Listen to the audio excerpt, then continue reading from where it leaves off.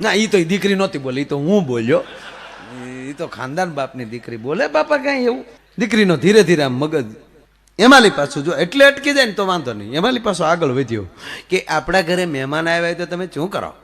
દીકરી કીધું કે આપણા ઘરે મહેમાન આવે તો ચાનો ટાઈમ હોય તો ચા પાવ, રોટલા રસોઈનો સમય હોય તો રસોઈ રાંધું, નહીં રસોઈ નો જ ચમાઈ છે તો તમે શું કરો કે તું રાંધીને ખવડાવું મહેમાનો, જમ્યા વગર ન જવા દો.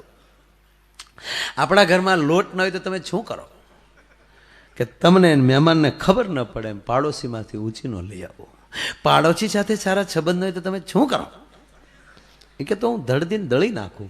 આપણા ઘરમાં અનાજ જ ન હોય તો તમે શું દળો, બાજરો જ ન હોય કે ઘઉં જ ન હોય તો તમે શું કરો કે રે વેચાતો લઈ આવું, ખબર ન પડે એમ વેચાતો લઈ આવીને દળીને તમારા રોટલા. આપણા ઘરમાં એક પણ રૂપિયો ન હોય તો તમે શું કરો.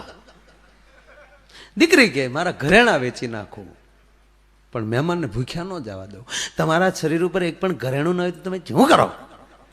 દીકરી કે હું ઠામડા વેચી નાખું. બાકી આપણા ઘરમાં ઠીકરાના વાચણ સિવાય બીજું કઈ ન હોય તો તમે શું કરો. ઉઠ, ઉભો થા, ઉભો થા, ઉઠ, બહાર નીકળ, બહાર નીકળ. લુખેશો, તારા ઘરમાં અનાજ ન હોય, પાડોશી હારે હારા સંબંધ ન હોય, ઘરમાં એક રૂપિયો ન હોય, ઠીકરાના વાસણ સિવાય ઠામ ન હોય, અને મારી માથે એક ઘરેણું ન રહેવા દે તો મારે હું એરું પકડવા તારી ઘીરે. નીકળ, નીકળ, નીકળ.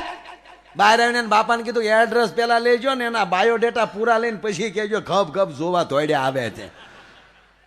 તારા બાપના સાઈઝિયા લઉં તો હું